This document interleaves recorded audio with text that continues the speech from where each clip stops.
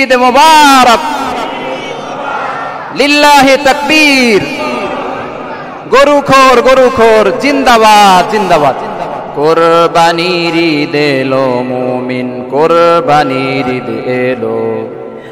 ঈদ মুবারক বলো মুমিন, ঈদ মুবারক বলো। জোরে বলেন ঈদ মুবারক। আরো জোরে মুমিনের আওয়াজে আওয়াজ দিয়ে অন্তরকে প্রকম্পিত করে জোরে বলেন ঈদ মুবারক। কোরবানির ঈদ এলো মুমিন, কোরবানির ঈদ এলো। ঈদ মুবারক বলো মুমিন, ঈদ মুবারক বলো। ঈদ মুবারক, লিল্লাহি তাকবীর। কাবিল যখন হাবিলকে বারবার বলতেছিল যে আমি তোমাকে হত্যা করে ফেলবো, তুমি আমার কথা মেনে নাও, আমার বোন আকলিমাকে আমার সাথে বিবাহের ব্যবস্থা করে দাও, নতুবা তোমাকে হত্যা করব। হাবিল বারবার বলতেছিল যে আমি তোমাকে হত্যা করব না, আল্লাহ তাআলা আমাকে আদেশ করেছেন কোরবানি করার জন্য, আমি কোরবানি করেছি আল্লাহর রাজি খুশি করার জন্য, আকলিমাকে বিয়ে করা আমার কোনো উদ্দেশ্য না।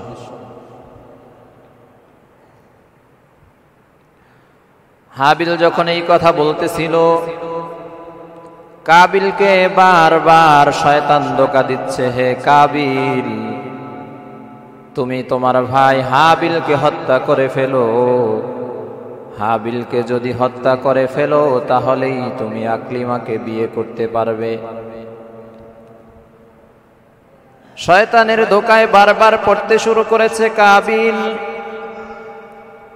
শয়তান বারবার ধোঁকা দিচ্ছে, এটা তোমার ভাই নয়, এটা তোমার শত্রু, সুতরাং একে তুমি হত্যা করে ফেলো, এ তোমার পথের কাঁটা, তাকে যদি হত্যা করো সব ঝামেলা শেষ হয়ে যাবে। এভাবে শয়তান বারবার ধোঁকা দেওয়ার কারণে কাবিল নিজের রাগ সংবরণ করতে পারল না, হিংসায় জ্বলে উঠল। পিতা মাতার অবাধ্য সন্তানে পরিণত হলো, আল্লাহ তাআলার নাফরমান হিসেবে বিবেচ্য হলো। এই কাবিল হাবিলের উপরে আক্রমণ চালাইল, হাতের মধ্যে পাথর ইত্যাদি নিয়ে হাবিলকে মারতে শুরু করলো। আল্লাহর বান্দা হাবিল মাজলুম ব্যক্তি, আল্লাহ পাক রব্বুল আলামিনের বিধান কোরবানি করেছে, সে ভাইয়ের উপরে পাল্টা আক্রমণ করে নাই, ধৈর্য ধারণ করেছে। এক পর্যায়ে কাবিল পাথর দিয়ে আঘাত করে করে আপন ভাই হাবিলকে শহীদ করে ফেলেছে। কাসিউন পর্বতের উপরে, কাসিউন পাহাড়ের উপরে কাবিল হাবিলকে হত্যা করে ফেলল। হত্যা করার পর টেনশনে পড়ে গেল, হায় হায় আপন ভাইকে নিজ হাতে হত্যা করলাম, এখন আমার কি হবে?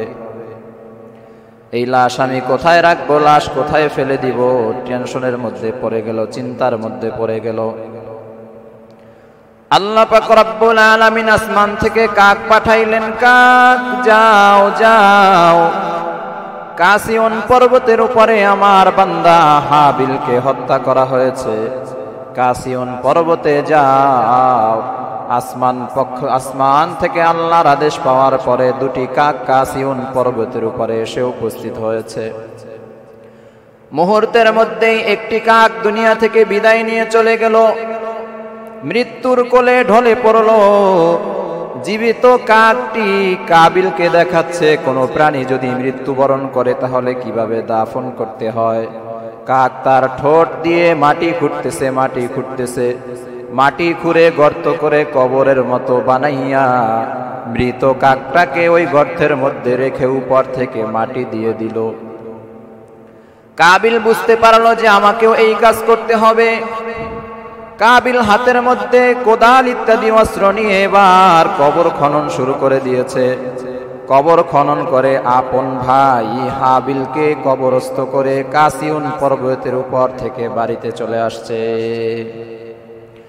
এদিকে পয়গম্বর আদম আলাইহিস সালাতু ওয়াস সালাম সংবাদ শুনতে পাইলেন আপন দুই সন্তান হাবিলকে কাবিল হত্যা করে ফেলেছে। হযরতে আদম এবং হাওয়া আলাইহিস সালাতু ওয়াস সালাম হৃদয়ের মধ্যে অনেক ব্যথা পাইলেন। আল্লাহ পাক রব্বুল আলামিনের কাছে সিজদায় অবনত হইলেন। আল্লাহ তাআলা কাবিলকে ক্ষমা করলেন না। পাপিষ্ঠ বান্দা হিসেবে জাহান্নামীদের লিস্টের মধ্যে, দুনিয়ার মধ্যে সর্বপ্রথম মানুষ হিসেবে কাবিলের নাম জাহান্নামীদের লিস্টে লিখে দিয়েছে। নাউযুবিল্লাহ।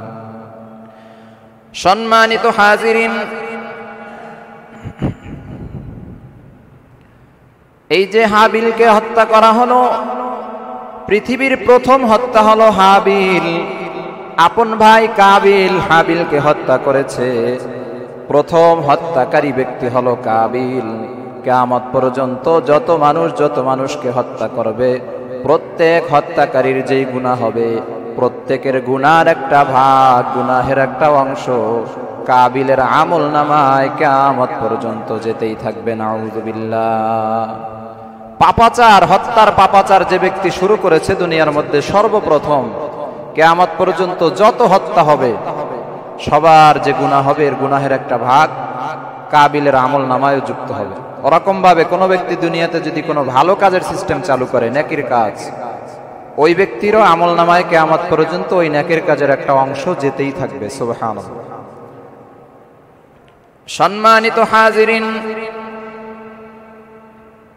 এভাবেই পৃথিবীর মধ্যে সর্বপ্রথম হত্যাযজ্ঞ চালালো কাবিল। আল্লাহ তাআলা নাফরমানের লিস্টের মধ্যে নাম উঠিয়ে দিয়েছেন। কাবিলের কারণে আল্লাহর বান্দা হাবিল শাহাদাতের মর্যাদা লাভ করে আল্লাহর জান্নাতে চলে গিয়েছে। এটা হলো পৃথিবীর ইতিহাসে সর্বপ্রথম কোরবানি এবং হত্যার ইতিহাস। সেই কোরবানি আমাদের উপরে ধারাবাহিকভাবে প্রচলন হয়নি, আমাদের উপরে সেই কোরবানির নিয়ম কানুন জারি হয়নি।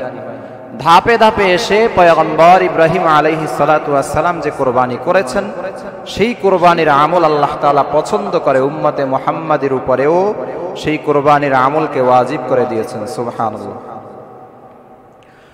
আল্লাহ পাক রব্বুল আলামিন হযরতে ইব্রাহিম আলাইহিস সালাতু ওয়াস সালামকে নেককার ধৈর্যশীল সন্তান দান করেছেন। হযরতে ইব্রাহিম বারবার দোয়া করেছে, রব্বি হাবলি মিনাস সালিহিন, হে আল্লাহ আমাকে একজন নেককার সন্তান, ধৈর্যশীল সন্তান দান করেন। দোয়া করতে করতে ৮৬ বছর বয়সে আল্লাহ দোয়া কবুল করেছে। এরপরে আল্লাহ তাআলা এক সন্তান দিলেন যার নাম ইসমাঈল।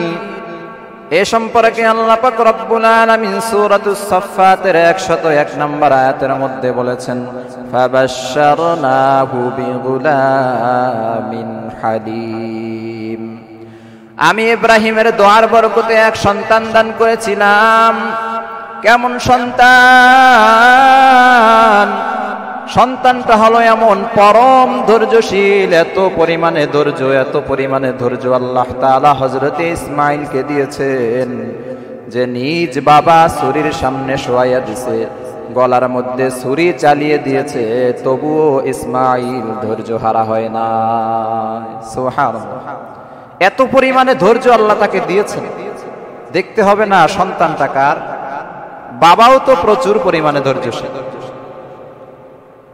সম্মানিত হাজিরিন, এরপরে আল্লাহ তাআলা বলেন, ফালাম্মা বালাগা মাআহুস সা'য়া, অতঃপর যখন সে তার পিতার সাথে হাঁটা চলা করার বয়সে উপনীত হলো, অর্থাৎ বালেগ হলো। তাফসীরের মধ্যে পাওয়া যায় যখন ইব্রাহিম আলাইহিস সালাতু ওয়াস সালামের সন্তান ইসমাঈলের বয়স ১৩ বছর হয়। ১৩ বছর বয়স যখন হয়ে যায়, তখন আল্লাহ পাক রব্বুল আলামিন দুই বান্দার মধ্যে পরীক্ষা নিচ্ছেন। আল্লাহ পাক রব্বুল আলামিন সন্তানকে সহকারে কোরবানি করার জন্য আল্লাহর দুই বান্দা রওনা দিয়েছেন। পথিমধ্যে শয়তান বাধা প্রদান করা শুরু করেছে। শয়তান একের পর এক ধোঁকা দিয়ে যাচ্ছে। এক পর্যায়ে হযরতে ইব্রাহিম বলে, হে সন্তান, শয়তান তোমাকে ধোঁকা দিচ্ছে। শয়তান কি বলে তুমি শোনো। শয়তান এসে বলতেছে, হে ইসমাঈল তুমি কোথায় যাও? তুমি তো জানো না তোমার বাবা তোমাকে জবাই করার জন্য নিয়ে যাচ্ছে। গতকালকে শুনেছেন স্ত্রীকেও ধোঁকা দিয়েছিল, স্ত্রী ধোঁকার মধ্যে পড়ে নাই, এখন সন্তানকে ধোঁকা দেওয়া শুরু করেছে, যাতে করে ছোট সন্তানে কোরবানি থেকে যেন বিমুখ হয়। 3 জায়গার মধ্যে শয়তান ধোঁকা দিচ্ছে। প্রথমবার যখন ধোঁকা দিল, হযরতে ইব্রাহিম আলাইহিস সালাতু ওয়াস সালাম হাতের মধ্যে 7টি কঙ্কর নিলেন, পাথর নিলেন, পাথর শয়তানের দিকে ছুঁড়ে মারলেন। কিছু দূর যাওয়ার পর আবার শয়তান ধোঁকা শুরু করেছে, আবার হযরতে ইব্রাহিম 7টি পাথর নিলেন, কঙ্কর নিলেন, আবারও শয়তানের দিকে মারলেন। তৃতীয়বার আবার শয়তান ধোঁকা দেওয়া শুরু করেছে, তখনও হযরতে ইব্রাহিম 7টি পাথর পুনরায় মারলেন। প্রথম যে জায়গায় শয়তান ধোঁকা দিয়েছে সেই জায়গার নাম বর্তমানে আল জামাতুল কুবরা অথবা আল জামাতুল আকাবা নামে প্রসিদ্ধি লাভ করেছে। 2 নাম্বার যে জায়গার মধ্যে ধোঁকা দিয়েছিল সেই জায়গার নাম আল জামাতুল উসরা, আল জামাতুল উস্তা নামে প্রসিদ্ধি লাভ করেছে। তৃতীয়বার শয়তান যে জায়গার মধ্যে ধোঁকা দিয়েছিল, কুমন্ত্রণা দিয়েছিল, সেই জায়গার নাম হলো আল জামাতুল উলা অথবা আল জামাতুল দুনিয়া। এই 3 জায়গার মধ্যে শয়তান 3 বার হযরতে ইসমাঈল আলাইহিস সালাতু ওয়াস সালামকে ধোঁকা দিয়েছে, সন্তান যাইও না, তুমি তো জানো না অল্প কিছুক্ষণ পরে তোমার গলার মধ্যে তোমার পিতা ছুরি চালিয়ে দিবে। শয়তান ধোঁকা দিয়ে কোনো উপকার করতে পারে নাই, ধোঁকায় ফেলতে পারে নাই, শয়তানের উদ্দেশ্য হাসিল করতে পারে নাই। এরপরে গিয়েছে স্ত্রীর কাছে, হাজেরা আলাইহিস সালাতু ওয়াস সালামের কাছে, গিয়ে বলতেছে তোমার সন্তানকে থামাও। কারণ কি? তোমার সন্তান, তাকে তো তোমার হাজবেন্ড, তোমার স্বামী মালিকের দাওয়াতে নিয়ে যাচ্ছে না, মূলত তাকে জবাই করার জন্য নিয়ে যাচ্ছে। হযরতে হাজেরা আলাইহিস সালাতু ওয়াস সালাম বলেন, আমার স্বামী একজন পয়গম্বর, আল্লাহ তাআলার মনোনীত নবী, তিনি যদি তার সন্তানকে জবাই করেন আমার কোনো দ্বিমত নেই। এখানেও শয়তান ব্যর্থ হয়ে গেছে। দেখেন কেমন স্ত্রী, নিজ সন্তান, বৃদ্ধা বয়সে সন্তান পেয়েছে, সেই সন্তানকে জবাই করার জন্য নিয়ে যাচ্ছে, আর তিনি বলতেছেন আমার আল্লাহ যদি চায় জবাই করতে তাহলে অবশ্যই জবাই করবে, এখানে দ্বিমত করার আমার কোনো কারণ নেই। কতটা আত্মত্যাগী হয়েছে। সম্মানিত হাজিরিন, এখানেও শয়তান ধোঁকা দিয়ে সফল হতে পারল না। হযরতে ইব্রাহিম সন্তানকে নিয়ে রওনা দিয়েছেন। কিছু দূর যাওয়ার পর পথিমধ্যে সন্তানকে ডাক দিয়া বলে, ইয়া বুনাইয়া ইন্নী আরা ফিল মানামি আন্নী আযবাহুক। হযরতে ইব্রাহিম বলেন, হে বৎস, হে সন্তান, আমি স্বপ্নে দেখেছি যে আমি তোমাকে জবেহ করেছি। সন্তানের কাছে এই বাক্য বলার পরে হযরতে ইব্রাহিম আলাইহিস সালাতু ওয়াস সালাম সন্তানকে প্রশ্ন করতেছে, ফানজুর মাজা তারা, আমি যে এই বিষয়ে স্বপ্ন দেখেছি এই বিষয়ে তোমার ইচ্ছা কি, এই বিষয়ে তোমার মন কি বলে, এই বিষয়ে তুমি কি করতে চাও, তুমি কি বলতে চাও? কেমন সন্তান চমৎকার ভাবে উত্তর দেয়, ইয়া আবাতি ফাআল মা তুমার, হে প্রিয় আব্বা জান, আপনাকে স্বপ্নে যা দেখানো হয়েছে আপনি সেই কাজ বাস্তবায়ন করুন। আল্লাহু আকবার। কেমন সন্তান! জবাই করার কথা বাবা বলতেছে সন্তানকে, সন্তান বলতেছে আপনি স্বপ্নে যা দেখেছেন তা বাস্তবায়ন করুন। এখানেই শেষ নয়, হযরতে ইসমাঈল বলেন, সাতাজিদুনি ইনশাআল্লাহু মিনাস সাবিরিন। আল্লাহু আকবার। ইসমাঈল বলেন, হে আব্বা জান, আপনি অবশ্যই অবশ্যই আমাকে ধৈর্যশীল ব্যক্তিদের অন্তর্ভুক্ত পাবেন ইনশাআল্লাহ। ইনশাআল্লাহ বলে দিলেন যে অবশ্যই আপনি আমাকে ধৈর্যশীল ব্যক্তিদের মধ্যে পাবেন। এর মানে ইতিপূর্বেও এ দুনিয়ার মধ্যে ধৈর্যশীল ব্যক্তিরা এসেছিল, গত হয়ে গেছে। যারা ধৈর্যশীল ছিল, সর্বোচ্চ ধৈর্যের অধিকারী যারা, তাদের মধ্যে, তাদের নামের লিস্টের মধ্যে আমার নামটাও আপনি পাবেন। এই সন্তান পিতাকে এক বাক্যে বুঝিয়ে দিলেন যে ইনশাআল্লাহ আমি আপনার এই স্বপ্নের উপরে, এই সিদ্ধান্তের উপরে আমি পরিপূর্ণ রাজি, আপনি চাইলেই এই কাজ বাস্তবায়ন করতে পারেন। তাফসীরে কুরতুবীর মধ্যে বর্ণিত হয়েছে ইব্রাহিম এবং ইসমাঈল আলাইহিস সালাতু ওয়াস সালাম বাবা এবং সন্তান দুজন প্রস্তুতি নিয়ে জবাইয়ের জন্য রেডি হয়ে গেলেন। এবার সন্তান ইসমাঈলের পক্ষ থেকে আবেদন এসেছে, হে আব্বাজান, আপনি তো আমাকে জবাই করবেন, আব্বাজান জবাই করার আগে আপনি ছুরিতে খুব ভালোভাবে ধার দিয়ে নেন। আপনি যদি ছুরিতে ধার ঠিক মতো না দেন, আমার গলায় যখন ছুরি চালাবেন, যখন কাটতে দেরি হবে আপনার কষ্ট হবে। আব্বাজান আমার প্রতি আপনার মায়া লেগে যেতে পারে, এজন্য ছুরিতে খুব বেশি পরিমাণে ধার দিবেন। আব্বা আপনার প্রতি আরো আবেদন হলো, আপনি আমাকে যখন জবাই করার জন্য শোয়াবেন, আমার হাত পা গুলো বেঁধে নিবেন। আব্বা আপনি যখন আমাকে জবাই শুরু করবেন, আমি হয়তো হাত পা নাড়াচাড়া শুরু করে দিব। আব্বা এজন্য ভালো করে আপনি আমার হাত পা গুলো বেঁধে নিবেন। আব্বা আপনি যখন আমাকে জবাই করবেন, আমার পোশাকগুলো শরীর থেকে খুলে ফেলবেন। নতুন পোশাক মা বাসা থেকে পরিয়ে দিয়েছে, এ পোশাকের মধ্যে যেন রক্ত না লাগে। আপনি যখন বাড়িতে ফিরে যাবেন, আমার মা ডাক দিয়া বলবে, আমার সন্তান কোথায়? আব্বাজান আপনি তো আমাকে আমার মায়ের কোলে ফিরিয়ে দিতে পারবেন না, আপনি আমার জামা কাপড়গুলো মায়ের হাতে দিবেন। আব্বাজান এজন্য আমার জামা কাপড়গুলো খুলে নিবেন, যেন জামা কাপড়ে রক্ত না লাগে। আমার জামা কাপড়ে যদি রক্ত লাগে, আমার মা সহ্য করতে পারবে না। রক্ত মাখা জামা কাপড় দেখে আমার মা ভেঙে পড়বে। আব্বাজান অবশ্যই অবশ্যই আপনি আমার জামা কাপড়গুলো খুলে নিবেন। আব্বাজান আপনি যখন আমাকে জবাই করবেন, ছুরিতে জোরে চাপ দিবেন, যেন আমার গলা শরীর থেকে আলাদা হয়ে যায়, যেন আমি তাড়াতাড়ি জবাই হতে পারি, আমি যেন তাড়াতাড়ি কুরবানি হতে পারি। এভাবে একের পরে এক আবেদন হযরতে ইসমাঈল তার পিতা হযরতে ইব্রাহিমের কাছে রাখতেছেন। বাবার চোখ দিয়ে পানি গড়িয়ে পড়তেছে, হযরতে ইসমাঈলের চোখ দিয়েও পানি গড়িয়ে পড়তেছে। এই চোখের পানি কুরবানি করার ভয় নয়, এ চোখের পানি আল্লাহর হুকুম মান্য করার জন্য, আল্লাহর মহাব্বতে মুমিন বান্দার চোখ থেকে পানি গড়িয়ে পড়েছে। হযরতে ইব্রাহিম প্রস্তুতি সম্পন্ন করলেন। সর্বশেষ ইসমাঈল ডাক দিয়া বলে, আব্বাজান আপনি যখন আমার মায়ের কাছে ফিরে যাবেন, আমার পক্ষ থেকে আমার মাকে সালাম জানাবেন।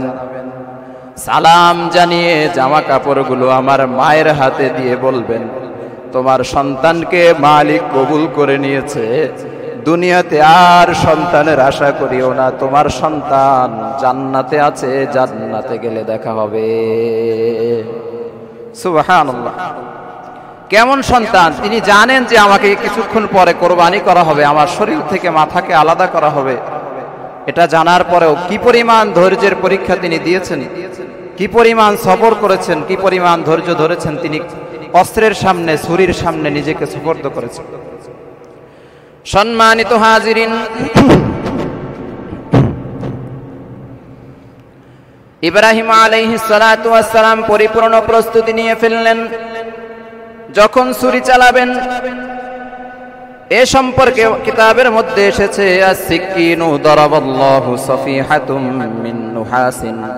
যখন ছুরি চালানো শুরু করেছে, ছুরির যে ধারালো অংশ ছিল, ধারালো অংশের মধ্যে আল্লাহ তাআলা তামা দিয়ে প্রলেপ দিয়েছেন, যার কারণে ছুরি দিয়ে গলার মধ্যে আঘাত করতেছে, কিন্তু ছুরি হযরতে ইসমাঈলের গলা কাটে না। সুবহানাল্লাহ। সম্মানিত হাজিরিন, ফালাম তা'মালিস সিকিনু শাইআন। এই তামার পাত আল্লাহ তাআলা ছুরির ধারালো মুখের মধ্যে দিয়ে দেওয়ার কারণে এ ছুরি অকৃতকার্য হয়ে গেছে, ছুরির কার্যক্রম বন্ধ হয়ে গেছে।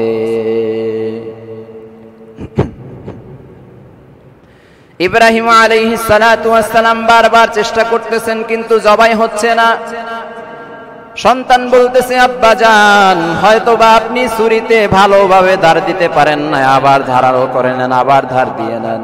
হযরতে ইব্রাহিম পুনরায় ধার দিয়ে আবার চেষ্টা শুরু করেছেন, কিন্তু না, সন্তানের গলা কাটে না। পাথরের উপরে আঘাত করেছেন ছুরি দিয়ে, দেখা গেল পাথর দুই টুকরা হয়ে গিয়েছে। পুনরায় আবার সন্তানের গলার মধ্যে ছুরি চালায়, কিন্তু না, গলা কাটে না। এভাবে 3 বার করলেন।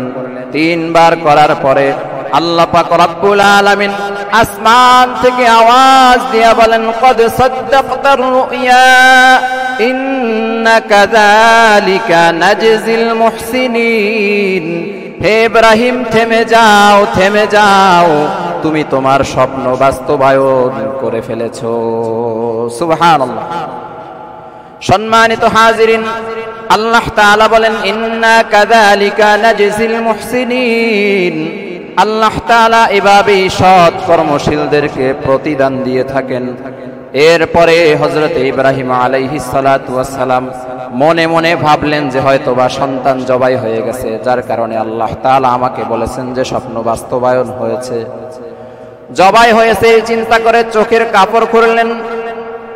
আনন্দ চিত্তে চোখের কাপড় খোলার পর তাকিয়ে দেখতেছেন, না, সন্তান তার পাশে অক্ষত অবস্থায় দাঁড়িয়ে আছে। সামনে তাকিয়ে দেখতেছে একটি দুম্বা জবাই হয়ে কোরবানি হয়ে গিয়েছে। হযরতে ইব্রাহিম আশ্চর্য হয়ে গেলেন, কি হলো? আমি কোরবানি করার চেষ্টা করেছি, তার মানে কি আমার কোরবানি কবুল হয় নাই? আল্লাহ পাক রব্বুল আলামিন আসমান থেকে ডাক দিয়া বলেন, পয়গম্বর ইব্রাহিম, তোমাকে আমি যেই পরীক্ষা নিতে চেয়েছিলাম, মানে সন্তানকে তুমি জবাই করার চেষ্টা করবা, চেষ্টা তুমি করেছো, তোমার সন্তানকে আমি আল্লাহ কোরবানি কবুল করে নিয়েছি, কিন্তু তোমার সন্তানকে আমি জবাই করতে দেই না। দুম্বা কোরবানি হয়ে গেছে, দুম্বাটা নিয়ে বাড়ি চলে যাও, গোশত খেয়ে পেট ভরে নাও। সুবহানাল্লাহ। আল্লাহ তাআলা দেখতে চেয়েছিলেন যে বান্দা আল্লাহর হুকুম মানে কিনা। ছুরি গলার মধ্যে চালাইছে, আর মানতে বাকি কোথায়? ছুরি গলায় চালাইলে কাটতে কি আর সময় লাগে? তাহলে আল্লাহ তাআলা যেটা চেয়েছেন সেটা বান্দা করে দেখিয়েছে। সম্মানিত হাজিরিন, তাফসীরে কুরতুবীর মধ্যে বর্ণিত হয়েছে, যখন হযরতে ইব্রাহিম আলাইহিস সালাতু ওয়াস সালাম জবাইয়ের কাজ শুরু করলেন, গলার মধ্যে যখন ছুরি চালাইলেন, হযরতে জিবরাইল আলাইহিস সালাতু ওয়াস সালাম আওয়াজ দিয়ে বলেন, আল্লাহু আকবার, আল্লাহু আকবার। হযরতে জিবরাইল আওয়াজ দেওয়ার পরে ইসমাঈল জবিহুল্লাহ, হযরতে ইসমাঈল আলাইহিস সালাতু ওয়াস সালাম, তিনিও ছুরির নিচ থেকে আওয়াজ দিয়েছেন, লা ইলাহা ইল্লাল্লাহু, আল্লাহু আকবার।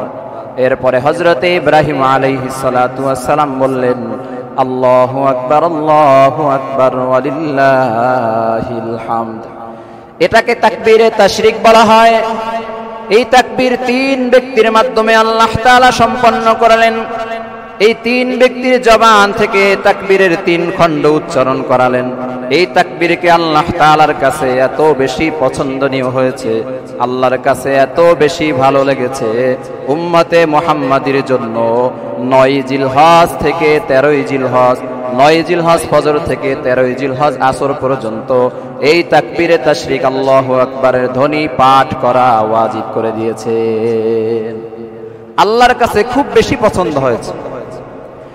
সম্মানিত হাজিরিন, এই যে কোরবানি দিতে হবে, খালেস নিয়াতে নিয়াতকে পরিশুদ্ধ করতে হবে। হযরতে ইব্রাহিম আলাইহিস সালাতু ওয়াস সালাম তিনি খালেস নিয়াতে সন্তানকে কোরবানি করেছেন, সন্তানকে ছুরির নিচে শোয়াইছেন। আমরাও যারা কোরবানি দিতে চাই, অবশ্যই নিয়তকে পরিশুদ্ধ করতে হবে। হুকুম করেছেন আমার আল্লাহ, কোরবানির হুকুম যেহেতু আল্লাহ করেছেন, এখানে আমার দ্বিমত করার কোনো সুযোগ নেই।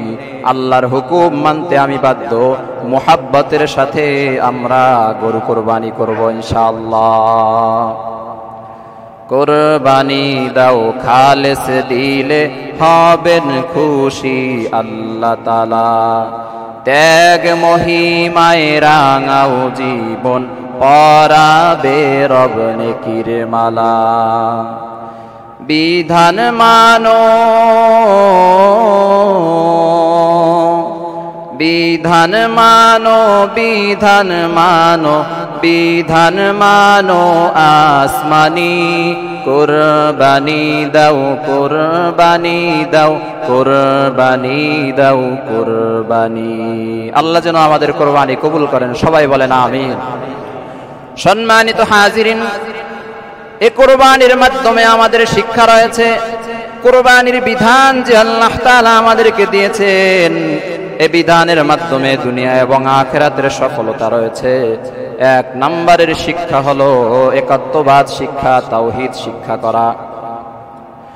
একমাত্র আল্লাহর নামে আমরা যখন পশু কুরবানি করি তখন লা শারীকা ইল্লাল্লাহ, শুধু থাকে লা ইলাহা ইল্লাল্লাহ। আল্লাহ ছাড়া আর কারো নামে আমরা কুরবানি করি না, শুধু আল্লাহর নাম আমরা স্মরণ করি। এখানেই ঈমানি জজবা হৃদয়ের মধ্যে জাগ্রত হয়। মুমিন বান্দাবান্দি স্বীকৃতি দেয় আল্লাহ ছাড়া দ্বিতীয় আর কোনো মাবুদ নেই। কুরবানির এক নম্বরের শিক্ষা হলো তাওহীদ এবং বিশ্বাস। আল্লাহ তাআলাকে এক বলে স্বীকারোক্তি দেওয়া কুরবানির এক নম্বরের শিক্ষা। দুই নম্বরের শিক্ষা হলো আত্মত্যাগ। কুরবানি আমাদেরকে ত্যাগ এবং উৎসর্গ শিক্ষা দেয়। আল্লাহ তাআলার পক্ষ থেকে যে বিধান এসেছে, এ বিধান আমরা টাকা পয়সা খরচ করে, জানমাল খরচ করে বিধান পালন করি। নিজেদের সম্পদকে আমরা ত্যাগ করি, সম্পদের মায়া ছেড়ে দেই।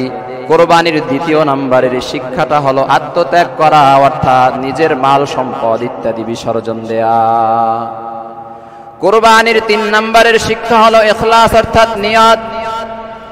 নিয়ত পরিশুদ্ধ করা হলো কুরবানির শিক্ষা।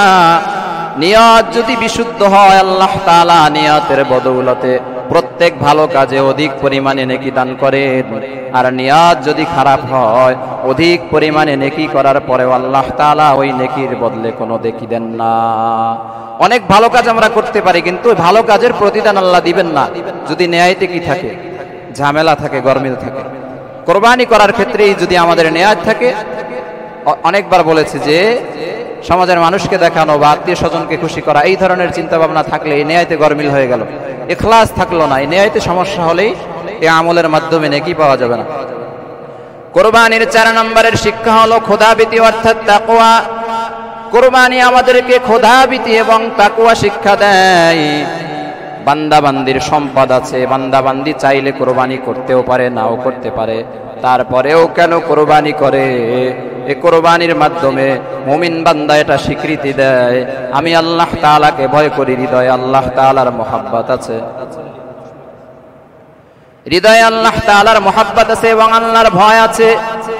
আল্লাহর ভয় এবং মহব্বতের সংমিশ্রণের নাম হলো তাকওয়া। দুনিয়ার মানুষ কেউ কিছু বলবে না, তারপরেও বান্দা যখন আল্লাহকে ভয় করে, আল্লাহকে মহব্বত করে কুরবানি দেয়, এর মাধ্যমে বোঝা যায় কুরবানির 4 নম্বরের শিক্ষা হলো হৃদয়ের মধ্যে খোদাভীতি সৃষ্টি করা। ভালো করে আমরা আমলগুলো স্মরণ রাখবো। সম্মানিত মুসল্লিবৃন্দ, এখনো যারা বিভিন্ন জায়গার মধ্যে আছেন, কপাল যারা পুড়তেছেন, তাড়াতাড়ি ময়দানে চলে আসেন। মাত্র 9 মিনিট বাকি আছে আমাদের। বয়ান তো আপনাদের দরকার নাই, নামাজটা হইলেও পড়েন। সম্মানিত হাজিরিন, কুরবানির 5 নম্বরের শিক্ষা হলো অধীনস্থদেরকে দ্বীনের পথে পরিচালিত করা। হযরত ইব্রাহিম তার সন্তানকে দ্বীনের যে বিধান সম্পর্কে বলেছে, সন্তান অকপটে মেনে নিয়েছে। এর মাধ্যমে প্রমাণিত হয় ঘরের অভিভাবক যিনি, রাহবার যিনি, অধীনস্থ ব্যক্তিরা তার কথা দ্বীন অনুযায়ী মানবে। ইসলামের যে বিধানগুলোকে আল্লাহ করতে বলেছেন এবং যেগুলোকে নিষেধ করেছেন, উভয় বিষয়গুলো ঘরের মূল গার্ডিয়ান যিনি, অভিভাবক যিনি, তিনি বলবেন। অধীনস্থ ব্যক্তিরা, সন্তানেরা, স্ত্রীরা, এরা এই কথাগুলো মানবে। এটাই হলো কুরবানির 5 নম্বরের শিক্ষা। কুরবানির 6 নম্বরের শিক্ষা হলো পরামর্শ ভিত্তিক জীবন যাপন করা। হযরত ইব্রাহিম তার সন্তানের কাছে পরামর্শ চেয়েছেন। যে আমি স্বপ্নে এই দেখেছি, তোমাকে জবেহ করতেছি, এ সম্পর্কে তোমার মতামত কি? এটা হলো পরামর্শ। হযরত ইব্রাহিম পরামর্শ করেছেন, সন্তান পরামর্শে সায় দিয়েছেন, আল্লাহর বিধানকে মেনে নিয়েছেন। তাহলে কোরবানির 6 নম্বরের শিক্ষা হলো পরামর্শ ভিত্তিক জীবন যাপন করা। সংসারের মধ্যে কোনো কাজ করতে গেলে পরিবারের সদস্যদের সাথে পরামর্শ করে সিদ্ধান্ত নিয়ে কাজ করা, এটাই হলো কোরবানির 6 নম্বরের শিক্ষা। 7 নম্বরের শিক্ষা হলো সহমর্মিতা। কোরবানি আমাদেরকে ভ্রাতৃত্ব এবং সহমর্মিতা শিক্ষা দেয়। কোরবানির গোশত আমরা গরিব অসহায় মানুষকে দিয়ে দেই, আত্মীয় স্বজনকে দিয়ে দেই। এর মাধ্যমে সহমর্মিতা প্রকাশ পায়, হৃদয়ের ভ্রাতৃত্ববোধ জাগ্রত হয়, একে অপরের সাথে মহাব্বত বাড়ে। সুতরাং কোরবানির 6 নম্বরের শিক্ষা হলো সহমর্মিতা শিক্ষা করা। কোরবানির 8 নম্বরের শিক্ষা হলো সবর তথা ধৈর্য। কোরবানি আমাদেরকে সবর এবং ধৈর্য শিক্ষা দেয়। হযরত ইব্রাহিম তার সন্তানকে ছুরির সামনে শোয়াইছেন, ইব্রাহিমও ধৈর্য ধারণ করেছেন, সন্তান ইসমাঈলও ধৈর্য ধারণ করেছেন। আমরা যে গরু কোরবানি করি, টাকা পয়সা খরচ করি, এই টাকা পয়সা খরচ করার ক্ষেত্রে মন খারাপ না করে ধৈর্য ধারণ যদি করতে পারি, কোরবানির পশুকে জবেহ করার ক্ষেত্রে আনন্দ চিত্তে ধৈর্য সহকারে যদি কোরবানি করতে পারি, হযরত ইব্রাহিম এবং ইসমাঈলের সিস্টেম আমাদের ভিতরেও জারি হয়ে যাবে। এটাই আল্লাহ তাআলা চেয়েছেন। সুতরাং কোরবানির 8 নম্বরের শিক্ষা হলো সবর এবং ধৈর্য শিক্ষা করা। সম্মানিত হাজিরিন, কোরবানির 9 নম্বরের শিক্ষা হলো আল্লাহর জন্য সব কিছু উৎসর্গ করা, এই শিক্ষা অর্জন করা। হযরত ইব্রাহিম তিনি নিজের জীবনকে বিসর্জন দিয়ে, যে ব্যক্তির সন্তান থাকে না তার জীবনে আর কিছুই থাকে না, তার জীবনের সব থেকে মূল্যবান দামি জিনিস সন্তানকে ছুরির সামনে শোয়াইছেন। অর্থাৎ আল্লাহ তাআলার জন্য সন্তান নিজের জীবন এবং সন্তানের জীবন সব কিছু উৎসর্গ করতে রাজি হয়েছেন। এটাই হলো কোরবানির 9 নম্বরের শিক্ষা, যে আমি সবকিছু আল্লাহর জন্য দিয়ে দিব, প্রস্তুত থাকা। কোরবানির 10 নম্বরের শিক্ষা হলো কোরবানি ইহকালীন ও পরকালীন জীবনে উপকার আনে। কোরবানির মাধ্যমে নফসে আম্মারা দমন হয়। আমাদের হৃদয়ের মধ্যে একটা নফস আছে যার নাম নফসে আম্মারা, অর্থাৎ খারাপ নফস। যে নফস সব সময় খারাপের দিকে দৌড়ায়, খারাপ কাজ করতে চায়। নফস চায় আমি যেন কোরবানি না দেই, নফস চায় আমি যেন টাকা পয়সা খরচ না করে গরু ছাগল ইত্যাদি কোরবানি যেন না করি। মুমিন বান্দা কোরবানি করার মাধ্যমে এ নফসকে বুঝিয়ে দেয়, হে নফসে আম্মারা, হে খারাপ নফস, আমি তোর কথা মানলাম না, আমি আল্লাহ তাআলার জন্য আমার সম্পদ উৎসর্গ করলাম। এটা হলো কোরবানির 10 নম্বরের শিক্ষা। 11 নম্বরের শিক্ষা হলো কোরবানি প্রাকৃতিক ভারসাম্য রক্ষা করে। এই কোরবানি প্রাকৃতিক ভারসাম্য রক্ষা করে। দেখবেন আমাদের সমাজে কিছু মানুষ নাস্তিক্যমনা, এরা বলে যে কোরবানি করে এভাবে পশু হত্যা, এটা কোন ধরনের মানবতা? মূলত আল্লাহ তাআলা মানব জাতির জন্য সিস্টেমই করে দিয়েছেন গরু ছাগল ভেড়া দুম্বা ইত্যাদি এগুলো খাওয়া, এগুলো স্বাভাবিক প্রক্রিয়া, এটাই ন্যাচারাল পদ্ধতি, এটাই সিস্টেম। যেমনি ভাবে আল্লাহ তাআলা বাঘের জন্য শিয়াল খাওয়া জায়েজ করে দিয়েছে, শিয়ালের জন্য মুরগি খাওয়া জায়েজ করে দিয়েছে, মুরগির জন্য পোকামাকড় খাওয়া জায়েজ করে দিয়েছে, পোকামাকড়ের জন্য গাছের পাতা খাওয়া জায়েজ করে দিয়েছে। এখন কখনো প্রশ্ন তুললো না যে শিয়াল তুমি মুরগি কেন খাইলা? এই নাস্তিক্যমানা লোকেরা এসে প্রশ্ন তুলে যে তোমরা মুসলমানেরা গরু ছাগল ইত্যাদি এগুলো কাইটে কাইটে কেন খাও? এখানে এসে ওদের সমস্যা। ইদানিং বর্তমানে কিছু নাস্তিক প্রশ্ন তুলেছে যে আপনারা গরু ছাগল ভেড়া দুম্বা ইত্যাদি খান, কুকুর কেন খান না? এটা তো কুকুরের সাথে বৈষম্য। তো এই নাস্তিকদেরকে এরা যেরকম প্রশ্ন করেছে এদেরকে আবার সেরকম উত্তরই দিতে হবে, যেমন কুকুর তেমন মুগুর দিতে হবে। এদের প্রশ্নের উত্তর হচ্ছে আল্লাহ তাআলা আমাদেরকে বানাইছেন গরু ছাগল ভেড়া দুম্বা ইত্যাদি খাওয়ার জন্য, আর যারা এগুলো খাইতে চায় না এদের জন্য আল্লাহ তাআলা কুত্তা বানাইছেন। সুতরাং যেই সমস্ত ব্যক্তিরা গরু ছাগল কোরবানি করা, গরু ছাগলের গোশত খাওয়াকে খারাপ মনে করে, এগুলোকে বৈষম্য মনে করে, এগুলোকে পশু হত্যা মনে করে, পশুর উপর নির্যাতন মনে করে, ওদের জন্য আল্লাহ তাআলা কুকুর বানাইছেন, ওরা কুকুর খাবে। ঠিক না বেঠিক? আমরা খাবো গরু ছাগল, আর নাস্তিক্যমনা যারা ওরা খাবে কুত্তা শিয়াল। ওদের প্রশ্ন যেমন আমাদের উত্তর তেমন। সম্মানিত হাজিরিন, এজন্য তারা যেরকম ভাবে ইসলামের বিরুদ্ধে কথাবার্তা বলতেছে, আমাদেরকেও প্রস্তুতি নিতে হবে। তারা যেরকম উল্টোপাল্টা স্লোগান দিচ্ছে, আমাদেরকেও সঠিক স্লোগান দিতে হবে। আমরা কোরবানি উদযাপন করব, কোরবানির আনন্দ আমরা উপভোগ করব। নাস্তিকদের কোনো কথায় আমরা কর্ণপাত করব না, ওদেরকে আমরা প্রতিহত করার জন্য সর্বোচ্চ জবাব দিব। এজন্য আমরা বলবো, ডানে গরু বামে খাসি, কোরবানিকে ভালোবাসি। বলেন সবাই, ডানে গরু বামে খাসি, কোরবানিকে ভালোবাসি। ওরা যেটা বলবে আমরা বিপরীত কিছু বলবো। সবজি না গোস্ত? গোস্ত, গোস্ত। আজকে কিসের স্লোগান? গোস্তের স্লোগান। সবজি না গোস্ত? জোরে বলতে হবে তো, ঘুমাইতেছে অনেকে। হ্যাঁ, আজকে লাড়াচাড়া দেওয়া হয় না এদেরকে, বলতে হবে গোস্ত, গোস্ত। সবজি না গোস্ত? হ্যাঁ, নাস্তিকদেরকে আমরা কঠিন জবাব দিব। এরপরে একটা স্লোগান, ভাইরাল স্লোগান, আমি কে তুমি কে। ওখানে ছিল রাজাকার রাজাকার, আমরা তো এটা বলবো না। আমি কে তুমি কে, গোস্তখোর গোস্তখোর। সুন্দর করে বলবেন, আমি কে তুমি কে। পিছনের মানুষজন বলে না, শরম পাইতেছে। আমি কে তুমি কে। আমরা অবশ্যই অবশ্যই গোস্ত খাবো, গরু ছাগল ইত্যাদির গোস্ত খাবো। নাস্তিক যারা, ওদের যাদের শরীরে চুলকানি শুরু হয়েছে, ওরা গরু ছাগল ইত্যাদির গোস্ত খাবে না, ওরা কুকুর, শ্রীগাল, এরপরে শুকরের গোস্ত খাবে। ওদের জন্য আল্লাহ ওইটাই বানাইছে। সম্মানিত হাজিরিন, এজন্য কোরবানি আমাদেরকে উপভোগ করতে হবে। কোরবানি উপভোগ করার সিস্টেম হলো, আমরা এক মুসলমান আর এক মুসলমানকে দেখার পরে স্লোগান দিব, ঈদ মোবারক, তাকাব্বালাল্লাহু মিন্না ওয়া মিনকুম। আল্লাহ তাআলা তোমাদের আমল এবং আমাদের সমস্ত নেক আমল, ভালো কাজ যেন কবুল করে নেন। কোরবানির ঈদ এলো মুমিন, কোরবানির ঈদ এলো। ঈদ মোবারক বলো মুমিন, ঈদ মোবারক বলো। জোরে বলেন, ঈদ মোবারক।